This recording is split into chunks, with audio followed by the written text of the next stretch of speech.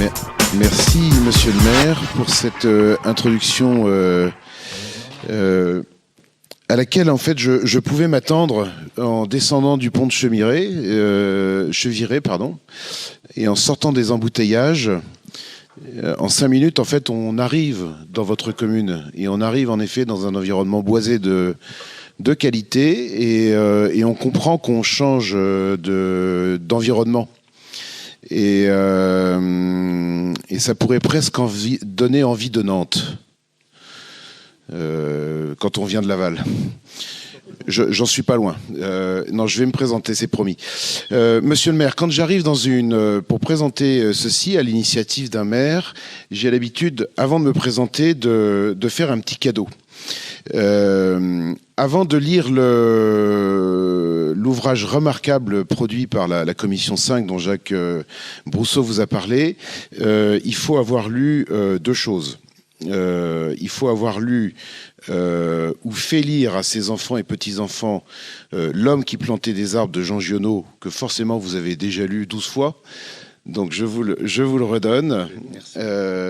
Il faut avoir lu L'arbre et la haie de Soltner. Là, il est plus difficile à trouver, même si c'est un ouvrage qui a déjà été édité 12 fois. Je souhaite beaucoup d'auteurs d'être édités 12 fois. Vous le trouverez d'occasion difficilement, mais faites l'effort. Voilà. Donc, merci infiniment en tout cas de nous recevoir dans votre jolie commune à côté de cet endroit emblématique qui est le lac de Grandlieu. Alors, je me présente à vous. Merci d'avoir fait l'effort de nous rejoindre. J'ai l'impression que c'est compliqué de venir jusqu'à nous à Saint-Aignan. Alors, je suis Xavier de la Bretèche, j'appartiens à la commission 5 du Césaire, avec grand plaisir. Mon métier est associé à l'arbre. Depuis 25 ans, je suis le premier assureur des forêts en France. Et donc j'ai une grande passion pour l'arbre et je l'observe. Et j'observe les effets du réchauffement climatique sur l'arbre en forêt. Et je vois depuis 25 ans, en particulier, l'effet des tempêtes, évidemment, qui est le premier péril que connaissent les arbres en France. Mais je vois le risque incendie monter. Et le risque incendie, il monte, il progresse en France au rythme du réchauffement climatique.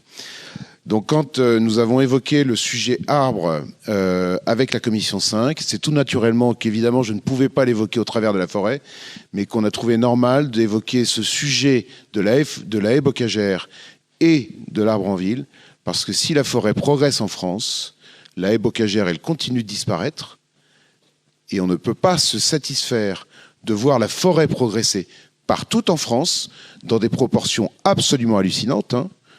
La forêt progresse, mais par dizaines de milliers d'hectares tous les ans. Et la haie bocagère, on le sait, disparaît par milliers de kilomètres tous les ans en France, malgré tous les bons sentiments. Donc voilà l'objet pour la présentation. Eric, est-ce que j'ai fait assez ? La présentation, voilà. Donc, merci d'être venu jusqu'à nous pour parler ensemble de la haie bocagère. Alors, nous avons travaillé au Césaire ce grand sujet. Quelles furent les grandes motivations de notre travail ? La grande motivation, ça a été de réagir aux effets du réchauffement climatique et de trouver, d'identifier un allié fiable et multifonctionnel. L'arbre est notre meilleur allié. Il a été décidé de mettre ce sujet en débat dans les Pays de la Loire parce que si on identifie un allié, il faut que tout le monde s'accorde avec nous que cet allié, on va avoir besoin ensemble de le mettre en place partout sur le territoire parce que même s'il est présent en Pays de la Loire, il a disparu chez nous aussi. Enfin, nous sommes le Césaire. Notre métier consiste à préconiser au pouvoir public. Donc une fois qu'on aura décidé ensemble au Césaire et fait le tour du territoire, il va falloir convaincre les pouvoirs publics que ce qui est issu des territoires et issu de la société civile, ça a du sens et qu'il faut porter les projets et pour action.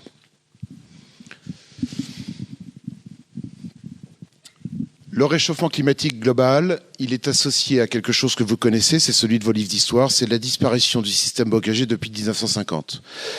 C'est la fin de la guerre, c'est l'arrivée de la mécanisation, c'est ce que vous avez tous appris à partir du CE1 en classe.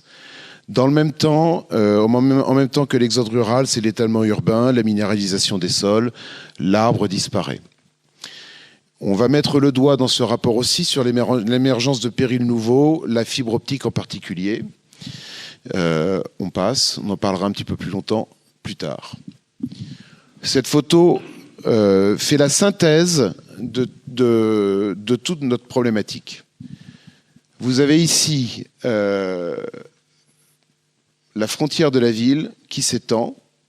Vous voyez la campagne où la haie a disparu et vous voyez la ville qui s'étend et l'environnement de lotissement où les arbres eux-mêmes ont disparu.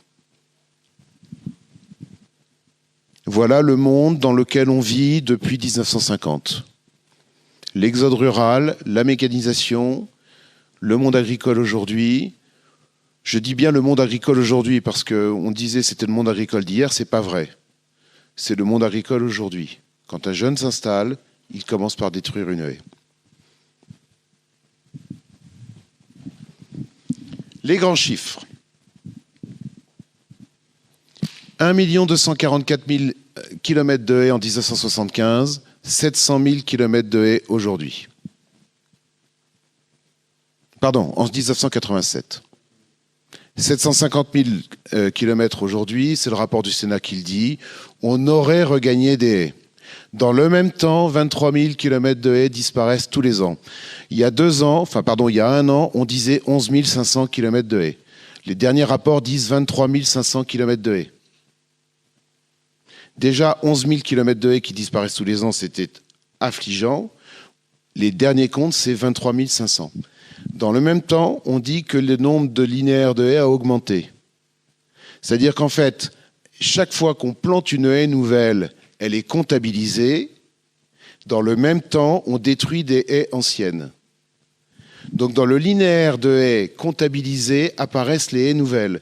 Donc un effort réel est fait pour mettre en place de nouvelles haies. Et ça y est, on commence à savoir comptabiliser les haies qui disparaissent. Quand une haie disparaît, ce n'est pas une haie récemment plantée, hein. Celle-ci, on est très fiers de la montrer.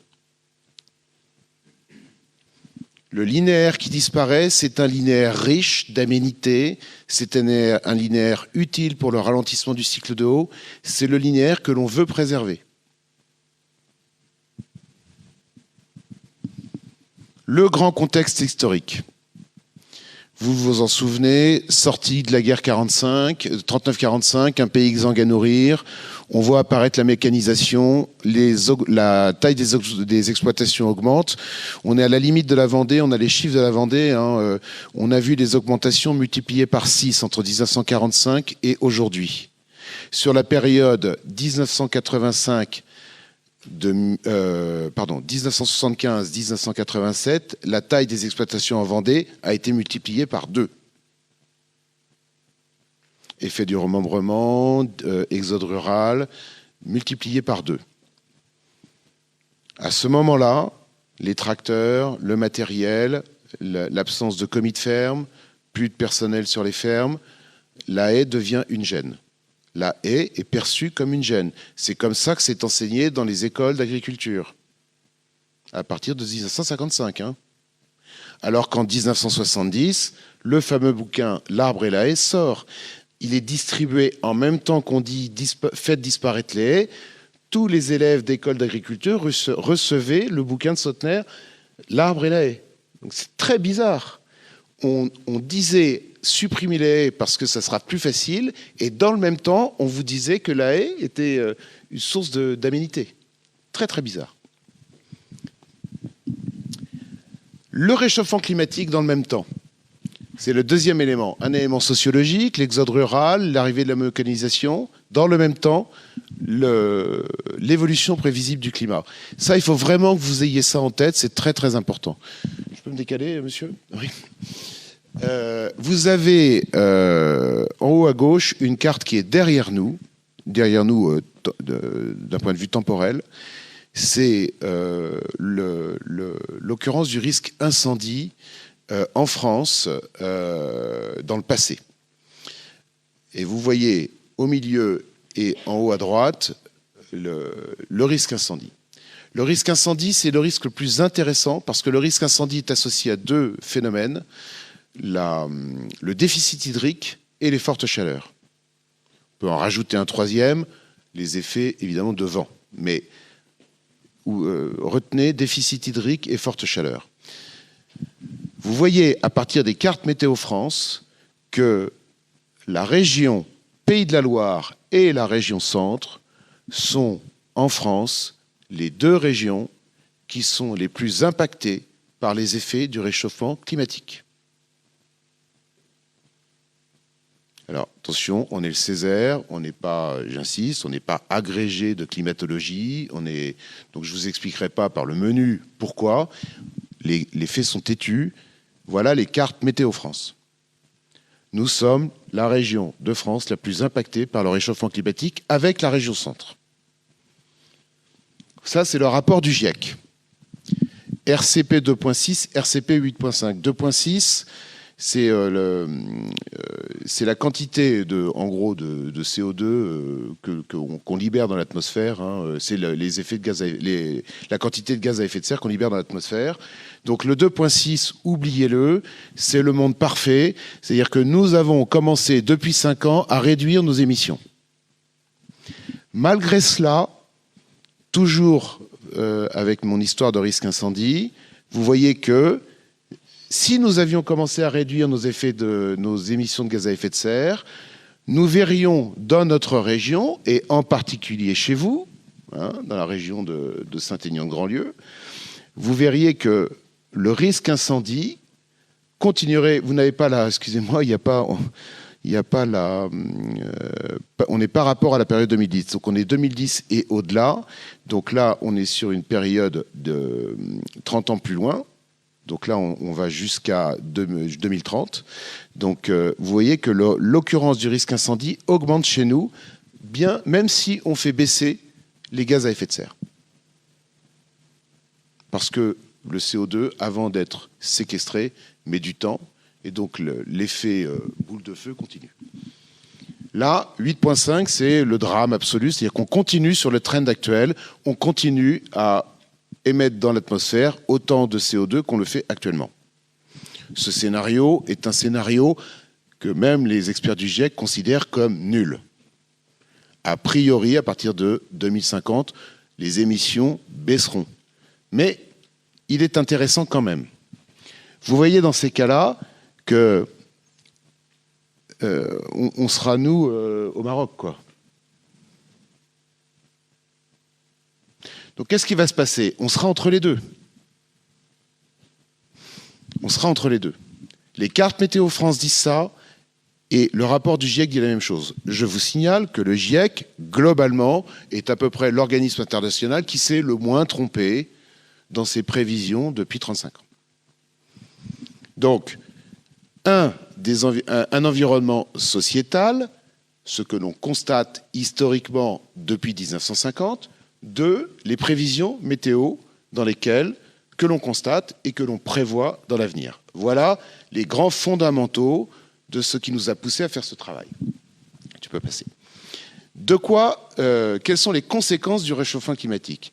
Des périodes de sécheresse plus fréquentes, des périodes de canicule de plus en plus nombreuses. Vous avez vu les résultats du rapport du GIEC, là, vous les avez entendus, là, ce qui est sorti il y a un mois. Ce qu'on a connu l'été dernier pourrait correspondre à un été frais d'ici 25 à 30 ans. On l'a entendu, hein, c'est pas, je ne l'invente pas. Impossibilité de reconstituer les ressources en eau, moi je considère que c'est ça la guerre de demain. Zone d'accueil de la biodiversité en danger. Ça, c'est un élément absolument fondamental. J'ajoute un péril nouveau. On l'a vu, réchauffement climatique, 2, environnement général à la campagne depuis 1950. Environnement nouveau, on pensait qu'il y avait eu une prise de conscience, réchauffement climatique, les haies, tout ça, c'était très important. Eh bien non. On pensait que le pire était derrière nous, c'est pas vrai. Un jour, on a décidé que la fibre optique, il fallait que tout le monde l'ait, dans la moindre petite habitation isolée. Il fallait que tout le monde soit raccordé au monde. C'est très bien, c'est parfait. Sauf que pour aller vite, on a décidé de le faire en filaire aérien. Qu'est-ce qui s'est passé à ce moment-là? Pardon. Qu'est-ce qui s'est passé à ce moment-là? Personne ne s'en est douté. On a installé ça comme ça et on a dit aux propriétaires de haies bocagères ou aux propriétaires forestiers, vous allez, au nom du service public, au nom de ceci, vous allez vous engager parce que je vous mets un système filaire dans vos arbres, vous allez entretenir vos haies et vous allez vous débrouiller pour que les branches de vos vieux chênes séculaires ne tombent pas sur ma fibre optique. Au bout de 2 mises en cause sur le câble de fibre optique qui a remplacé le vieux tube en cuivre Orange, ou France Télécom d'ailleurs d'origine, et qu'on a cassé la fibre, qu'est-ce qu'a fait le propriétaire? Et là, vous êtes bien gentil, mais moi, je me prends pas 2 fois 3 500 € par an d'amende ou de frais de reconstitution de la fibre. Donc moi, je coupe ma haie. Parce qu'il est bien gentil, mon voisin, qui a la fibre et qui est en télétravail 3 jours par semaine parce qu'il habite à Nantes ou à Paris et qui veut de temps en temps avoir les petits oiseaux. Mais moi, je ne vais pas, à coût de 3 500 € 2 fois par an, lui garantir la fibre. Donc je coupe ma haie. Et ben ça, il y avait une haie bocagère, comme vous la voyez derrière, un petit peu plus loin. Et ça, là, on est entre Château-Gontier et le Lion d'Angers. Avant, il y avait des chênes, comme vous les voyez derrière. Maintenant, il y a ça. Pourquoi? Parce qu'il y a la fibre optique. Donc on a décidé unilatéralement de positionner un système de fibre optique dans des branches d'arbres en laissant peser sur le propriétaire de la haie le principe de responsabilité du fait des choses.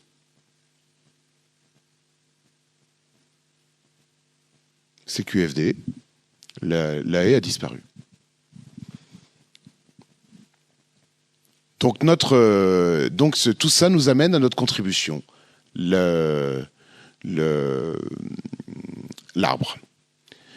L'arbre qui a disparu, l'arbre qui se retrouve, qui dans cet environnement de réchauffement climatique est notre allié. Il doit être préservé dans un environnement bocager, en ville, et pas en forêt. J'insiste beaucoup parce qu'on nous a beaucoup reproché de ne pas parler de la forêt. La forêt, aujourd'hui, elle s'étend en France. Elle est, elle aussi, en danger. Elle va souffrir du réchauffement climatique. Elle subit les mêmes outrages du réchauffement climatique. Le chêne pédonculé, il a mis 10 000 ans à s'installer depuis la dernière ère glaciaire. Il a 40 ans pour s'adapter, ou 50 ans pour s'adapter. Il va lui falloir trouver... Il va avoir du mal, il va souffrir. Mais d'un point de vue purement technique, la forêt française, elle ne disparaît pas. Il y a des experts forestiers qui cherchent des solutions, qui ceci, qui cela. Enfin, il y a beaucoup d'expertise en forêt. Il n'y a pas de souci. Elle ne disparaît pas en unité. Elle souffre, mais elle ne disparaît pas en unité. Donc le sujet n'est pas traité dans ce rapport. Quel est l'état des lieux en Pays de la Loire aujourd'hui? Il y aurait entre 149 000 et 187 000 kilomètres de haies bocagères en Pays de la Loire. Je dis il y aurait parce que c'est très compliqué d'avoir un chiffre exact. Il y en avait à peu près 500 000 hectares en 1950. 70% auraient disparu, enfin ont disparu. C'est-à-dire que nous avons le même taux de disparition que sur le reste du territoire national depuis 1950. La Loire-Atlantique se tire, la part du Lion, il en resterait 36 000 kilomètres. 20% des haies bocagères se situent en Pays de la Loire. Des haies bocagères françaises se situent en Pays de la Loire. C'est extrêmement intéressant. nous sommes une région de haies bocagères. Quand nous possédons 12% des forêts, quand notre région ne représente en surface de forêt que 12%. Une région forestière, c'est 36 à 37%. Donc nous ne sommes pas une région forestière. Par contre, avec 20% du linéaire de forêt, de bocage, français, on peut considérer que nous avons une responsabilité en termes de préservation du linéaire bocager et que probablement nous avons même des choses à faire et à exporter. Ça fait partie de notre ADN. Et quand on regarde la densité, on est vraiment très très très présent. Alors c'est pas banal, hein. Quand vous regardez les environnements où il y a beaucoup de haies bocagères, vous avez le Cotentin, région où il n'y a pas de forêt. Hein, la Manche est le plus petit département de France en termes de forêt. La Vendée vient juste derrière. Donc les environnements bleus sont des environnements où globalement il n'y a pas de forêt. Par contre, il y a un système bocager. L'arbre est notre meilleur allié, c'est comme ça qu'on l'a identifié. Il est multifonctionnel au bénéfice de la séquestration du carbone, évidemment, mais nous avons choisi de ne pas le mettre en premier avec la C5. La C5, c'est notre commission. Nous avons mis comme premier atout le ralentissement du cycle de l'eau. La haie bocagère ralentit le cycle de l'eau. Tant mieux si elle séquestre du carbone, mais son premier atout, c'est de ralentir le cycle de l'eau. Elle limite l'érosion des sols, elle induit la fraîcheur et elle reconquiert la biodiversité. Pourquoi nous n'avons pas mis la séquestration du carbone en premier? C'est parce que dans le monde que nous vivons, nous considérons que l'arbre magique qui viendra à lui tout seul séquestrer le carbone émis par la société moderne n'existe pas et qu'il est un leurre. Surtout en Occident. Vous plantez un arbre en Pays de la Loire sur le meilleur des sols, vous n'avez aucune chance d'arriver à 15% de production de matières ligneuses de ce que sont capables de faire les Brésiliens, les Chiliens ou je sais pas quoi, sur des sols avec de l'eau toute l'année, du soleil toute l'année. Vous n'y arriverez pas.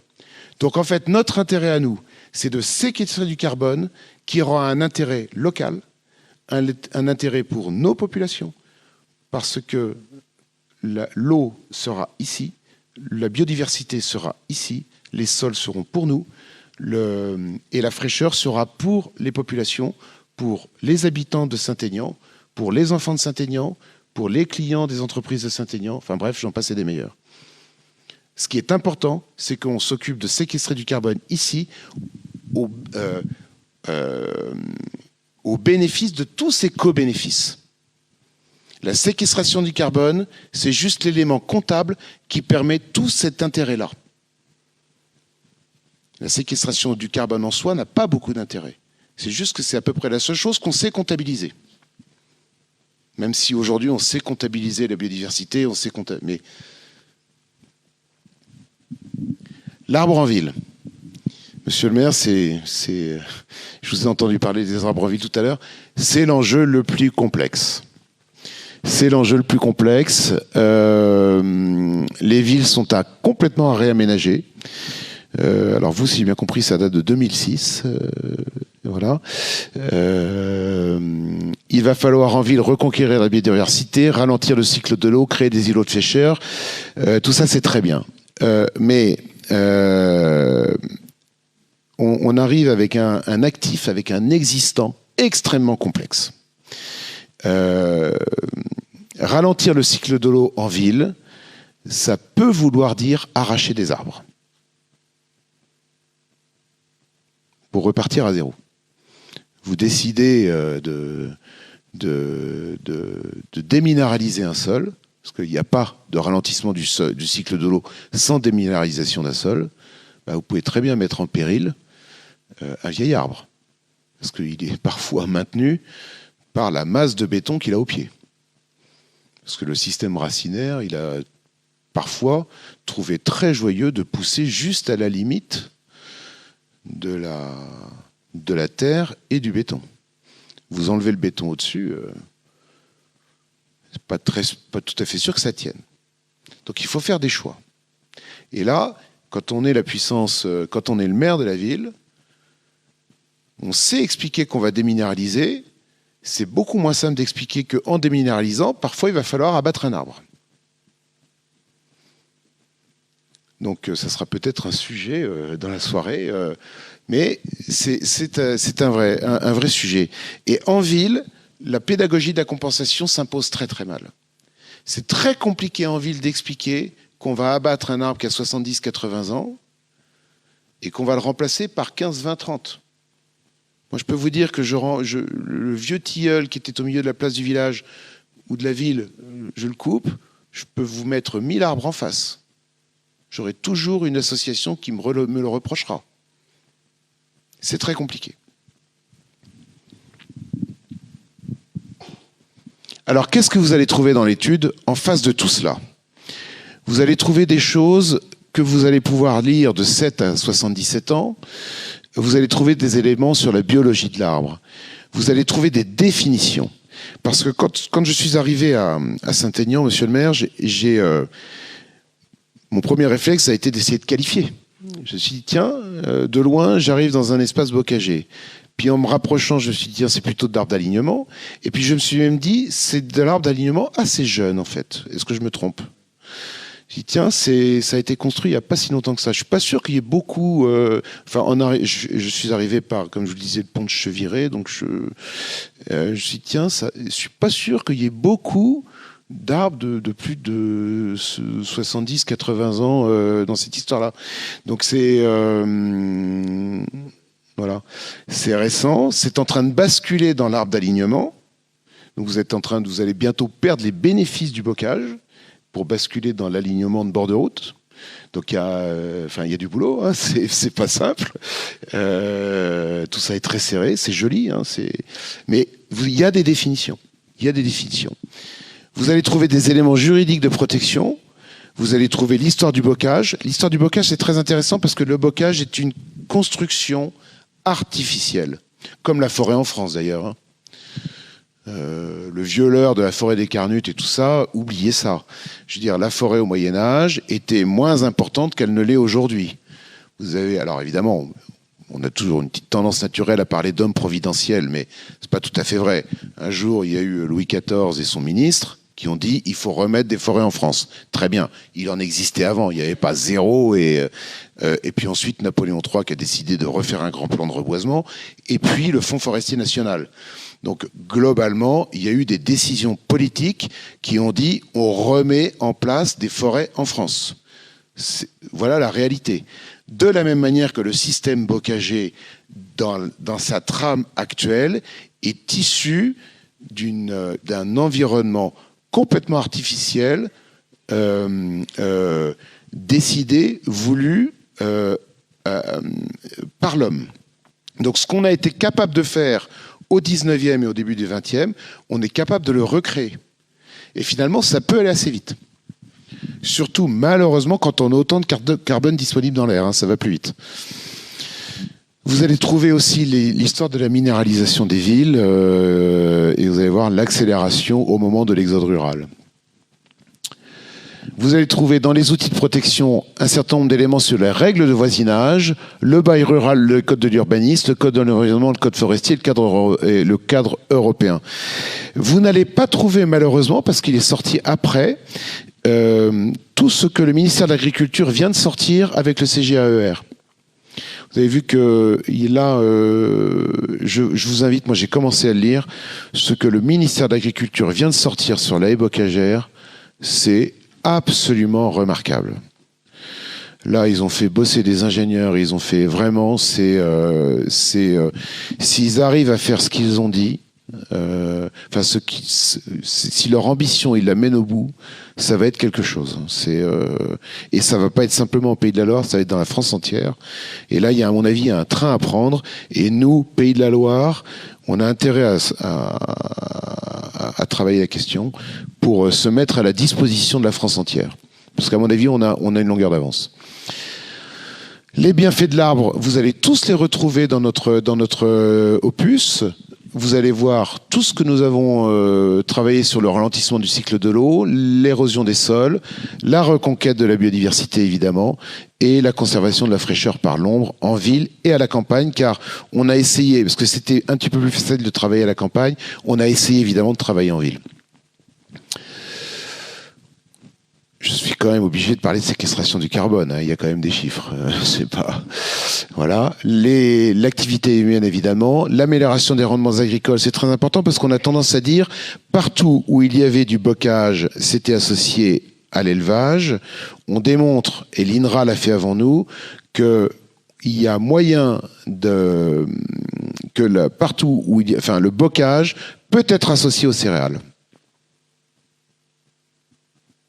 En limitant les intrants, le bocage, l'INRA l'a démontré, c'est pas nous qui l'avons dit, l'INRA a démontré que dans un environnement bocager, il y avait un intérêt pour les céréaliers aussi. Donc c'est une vue de l'esprit de dire que le céréales et bocage ne peuvent pas cohabiter. Des bénéfices pour la santé, je pense que les habitants de Saint-Aignan le savent mieux que les autres.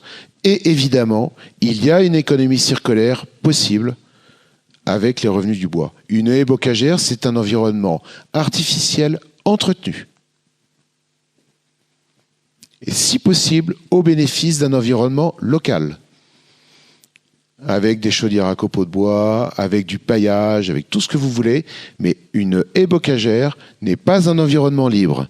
C'est un environnement géré et entretenu avec en particulier tout ce qu'on connaît aujourd'hui avec les plans de gestion durable des haies, mis en place avec la FAC en particulier. Il y a des expérimentations, ça existe. On doit pouvoir générer de revenus avec sa haie bocagère. S'il n'y a pas de revenus ultime à la haie bocagère, il n'y aura pas d'entretien. Donc nous, ce qu'on a cherché avant les préconisations, évidemment, ça a été d'acculturer la société, parce que s'il existe un outil réglementaire, il a un vrai problème avec la haie bocagère. C'est-à-dire qu'une fois que j'ai coupé une haie bocagère, elle met 100, 120, 150 ans avant de retrouver tout son intérêt d'aménité. Donc je peux condamner quelqu'un qui a détruit une haie bocagère, mais moi, j'ai ruiné quelqu'un, bon, c'est très bien, il a eu une amende, mais tout ce qui m'intéressait en termes d'aménité a disparu. Donc ce qu'il faut absolument, c'est que la haie ne disparaisse pas. Donc il faut acculturer absolument pour que la haie ne disparaisse pas et qu'elle soit considérée comme utile par celui qui pourrait avoir l'idée de l'arracher. Il faut accompagner les entreprises pour que le foncier disponible soit connu. Ça, c'est très important. Il y a beaucoup d'argent disponible aujourd'hui pour aménager et implanter des systèmes bocagers un peu partout dans la région. Pour ça, il faut que le foncier disponible soit connu. Il faut évidemment que l'État et le Conseil régional soient à la manœuvre parce que la haie bocagère s'inscrit dans une trame. On a besoin d'un architecte, on a besoin d'un donneur d'ordre parce qu'il ne faut surtout pas que ce système-là se fasse sans une cohérence. Et pour qu'il y ait une cohérence, il faut qu'on ait un donneur d'ordre. Pour que le donneur d'ordre soit crédible, il faut qu'il mette la main à la poche. Donc on a besoin d'un vrai engagement. Donc, on ne protège bien que ce que l'on connaît, il faut mutualiser les connaissances. Ça, c'est absolument essentiel. Nous avons rencontré en audition, au démarrage de nos travaux, Jacques Soignon, qui était le patron des espaces verts à Nantes, et il a planté des fruitiers dans Nantes en pensant que c'était une idée intelligente. Elle est intelligente, évidemment, et il s'est rendu compte au bout d'un certain temps qu'il ne savait pas les tailler. Enfin, lui savait, mais ses hommes ne savaient pas les tailler. Enfin, les collaborateurs des jardins.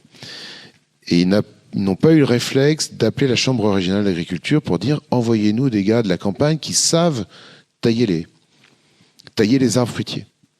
Donc en fait, on s'est rendu compte qu'il y avait un problème de mutualisation des connaissances que les jardiniers de la ville n'avaient pas... c'est tout bête, mais on ne savait pas. Développer les savoirs et les formations autour de l'arbre, évidemment. Étudier l'opportunité de la création d'un pôle d'excellence, ça me ramène à cette notion de 20% du système bocager se trouve aujourd'hui en Pays de la Loire. Ça nous donne une responsabilité.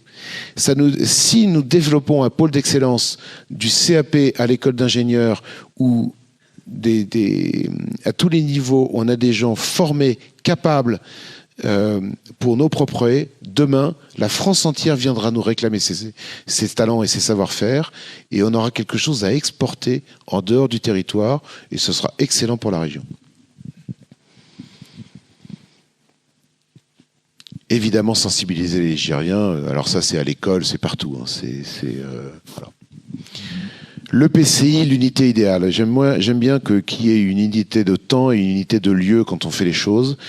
Je vous disais qu'on avait besoin d'avoir un architecte, la région comme grand donneur d'ordre, comme financeur, le PCI comme unité de lieu ou le bassin de versant.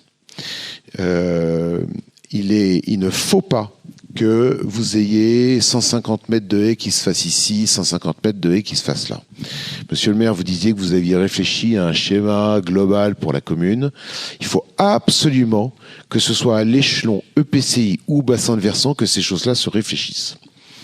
C'est absolument majeur. Si possible en lien avec les bassins de versant. Je ne sais pas très bien comment ça s'organise chez vous. En Mayenne, nous, on a des versants. Donc, j'ai l'impression que chez vous, c'est un peu plus comme ça. Donc, je ne parlerai pas trop de ce que je ne connais pas, mais voilà. Et évidemment, il faut mettre en œuvre des éléments d'éco-conditionnalité dans le cadre de l'ensemble des politiques régionales et dans les contrats de territoire. Ça relève. C'est chez vous, vous l'avez fait, vous nous l'avez dit. C'est à la région, c'est partout. Mobiliser des fonds européens et privés, je vous le disais, aujourd'hui, il y a beaucoup d'argent sur ces sujets. Soutenir et rémunérer le maintien et la gestion durable des haies et le carbone stocké. On a des retours d'expérience qui commencent à arriver là-dessus. On vous l'aurez en dernière slide, je vous laisserai le lire.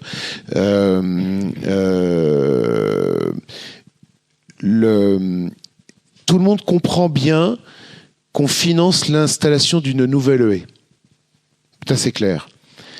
Comment expliquer à un chef d'entreprise qu'il a intérêt aussi à financer un agriculteur pour l'aider à entretenir une haie ancienne? Il y a une pédagogie à inventer. Il y a quelque chose à faire. Christelle Morancé veut mettre en place un marché régional du carbone. Comment expliquer que ce marché régional du carbone va pouvoir bénéficier aussi à celui qui va maintenir l'existant? Donc on est dans quelque chose de très nouveau, on est dans quelque chose qui s'imagine, on est dans quelque chose à inventer, mais là aussi, on va avoir besoin de vous tous. On était 35 dans la commission, on était 120 à voter au Césaire, et à la fin de nos 22 ou 23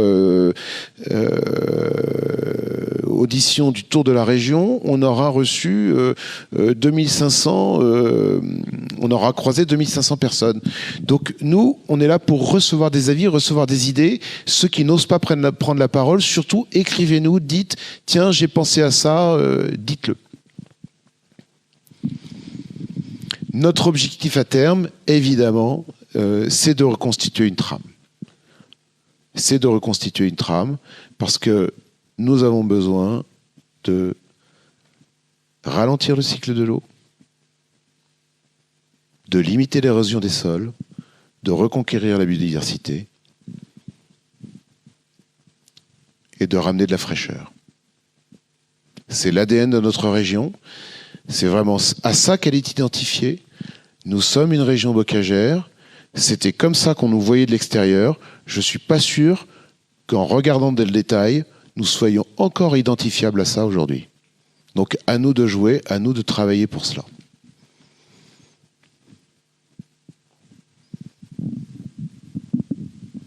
Alors, vous n'êtes pas les premiers qu'on voit. Hein.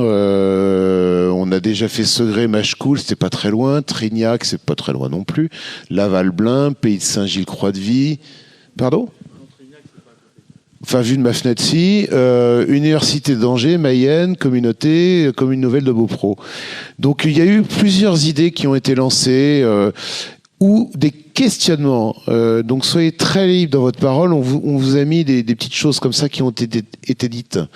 Il y a des gens qui ont dit oui, l'ADEME n'aide que les gros dossiers. C'est pas forcément vrai ce que vous avez au tableau. Vous avez le droit de vous tromper. Moi, honnêtement, je pense que c'est faux, ça.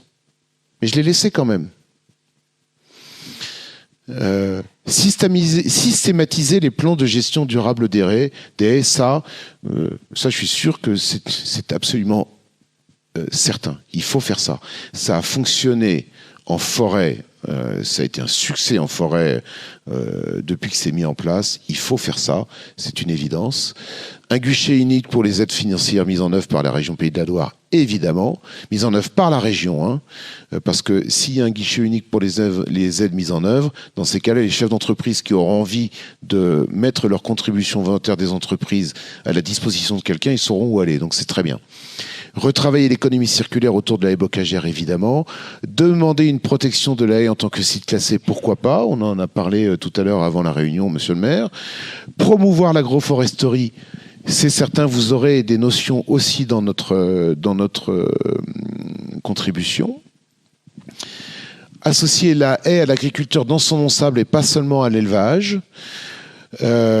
Évidemment, travailler la question des réseaux, réaffirmer l'importance du PLU, du PLUI pour le classement des haies notamment, on en a parlé monsieur le maire, sujet autour de la responsabilité, le rôle des propriétaires, donc ça il y avait un petit débat parce qu'on a souvent beaucoup d'associations, alors parfois les propriétaires sont très mis à mal dans nos réunions en disant oui les propriétaires n'entretiennent pas leurs haies, les propriétaires ceci, propriétaires cela. Bon. Vous nous direz ce que vous en pensez. Faire évoluer les règles de compensation, c'est un grand sujet. J'abats pour des raisons objectives 100 mètres de vieille haie. C'est vrai que la compensation 1 pour 1, elle peut paraître un peu juste. Et exiger la plantation minimum d'arbres dans les environnements privatifs. Ça, c'était au pays de Saint-Gilles. C'est extrêmement intéressant. C'est une petite dame qui arrivait du Maine-et-Loire. Elle habitait avant dans une commune près d'Angers, dont j'ai oublié le nom. Et quand elle avait acheté son terrain à bâtir, elle avait eu l'obligation par sa commune de planter 2 arbres. Quand elle est arrivée à Saint-Gilles, on lui a dit t'es 500 mètres carrés, vous faites ce que vous voulez dessus. Et ça l'a beaucoup surprise. Elle dit il n'y a pas un arbre à Saint-Gilles. Et on nous demande même pas de planter un arbre sur nos terrains à bâtir. Alors que, donc elle a été très surprise. Elle a dit, ça serait quand même pas mal que, aussi dans les environnements privatifs, on soit un peu exigeant.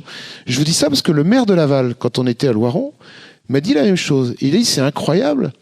Mes usagers dans les réunions de quartier, machin, ils sont très exigeants avec moi sur la déminéralisation des espaces publics, des machins, des trucs. Quand ils sont chez eux et que je rentre chez eux, c'est incroyable. Ah, disons, j'allais dire, c'est du quick.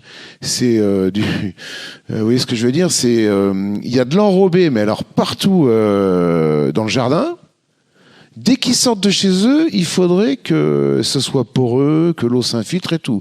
Dès qu'ils sont chez eux, il ne faut pas qu'il y ait la moindre boue pour pas salir la maison. Donc le niveau d'exigence qu'on a vis-à-vis de notre conseil municipal, il est incroyable, mais chez soi, on est super relax. Hein. Pas d'arbres, pas de feuilles du voisin, pas de... Donc je trouve cette petite remarque assez intéressante. C'est-à-dire qu'on veut bien les arbres chez les autres plutôt loin, plutôt pas chez le voisin, plutôt 3 ou 4 ans plus loin. On veut bien que la mairie déminéralise, mais on veut pas que son allée et que sa bagnole soit garée sur un environnement poreux. Enfin bon. Donc on a besoin de balayer aussi devant notre porte, nous, et pas que la puissance publique.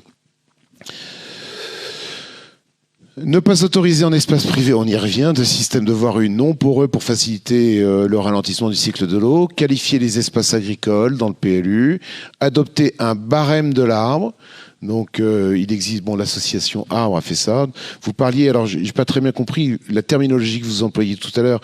Ça nous ramenait peut-être à un statut juridique de l'arbre, je sais pas.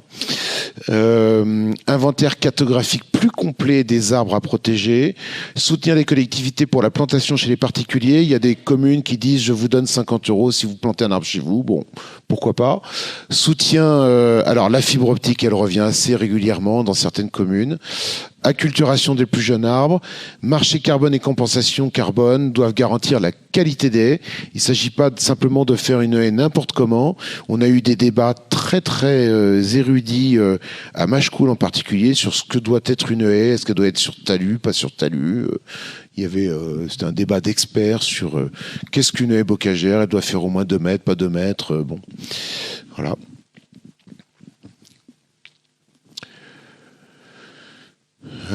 Guichet unique, on en a parlé. Harmoniser définition de la haie dans le code de l'environnement et le code de l'urbanisme, pourquoi pas. Définir des leviers avec les collectivités pour accélérer la mise en place des chaudières, favoriser l'installation des jeunes agriculteurs dans l'entretien des. Ça, c'est très très important. On a eu ces débats parfois. On pensait que dans les écoles d'agriculture aujourd'hui, c'était à peu près admis que l'acculturation des jeunes agriculteurs à la haie était faite.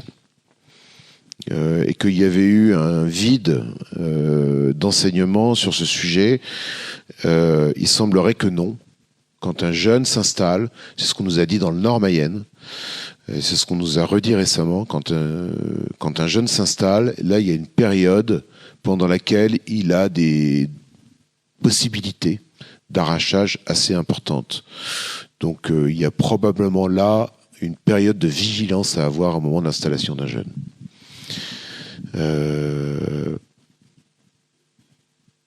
Dans notre rapport, nous avons fait une erreur. Et ça nous a été rappelé par un agriculteur qui dit, vous parlez beaucoup des agriculteurs, et ils ont raison. En filigrane, vous parlez beaucoup des agriculteurs, mais vous avez oublié les grands aménageurs. La LGV, les grandes autoroutes, les routes. Et la région n'est pas avare de routes. Elle a installé des choses. À chaque fois qu'on contourne que c'est le Vivien pour gagner 5 minutes, il y a des haies qui passent, ou qui y sont passées. Donc c'est vrai que l'aménagement du territoire à lui tout seul a détruit de nombreuses haies. Donc il y a peut-être, au moment où on prévoit un schéma d'aménagement, à anticiper le fait que un arbre va pousser plus lentement que l'enrobage de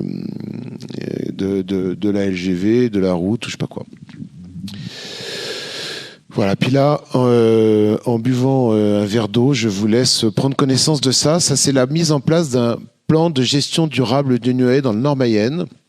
Et un agriculteur qui a réussi à mettre en place une haie et à se faire payer le tonnage carbone émis à 93 € la tonne. C'est très intéressant, 93 € la tonne. C'est pas un miracle, 93 € la tonne sur le marché européen. Globalement, c'est à peu près ça que ça vaut. Mais c'est intéressant parce que si l'entreprise avait été achetée un tonnage carbone au Brésil, actuellement, il serait plutôt entre 15 et 23 €. Donc s'il avait juste été acheté un stamp, j'ai séquestré du carbone, il l'aurait acheté beaucoup moins cher au Brésil.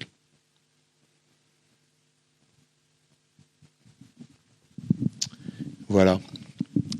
Je vous remercie en tout cas de votre écoute.